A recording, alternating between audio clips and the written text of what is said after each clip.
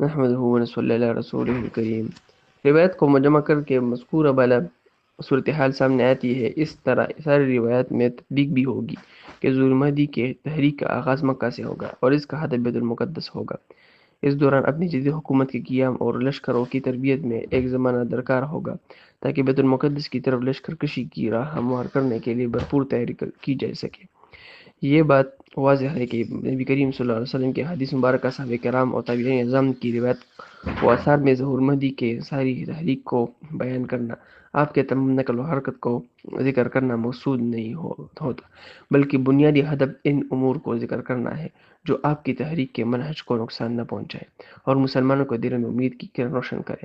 ظہور مہدی کے وقت مسلمانوں کی ایمان کو قوی رکھنے اور ان کی تائید و نصرت کو جاری رکھنے کے لیے ایک خدائی اعجاز ہوگا۔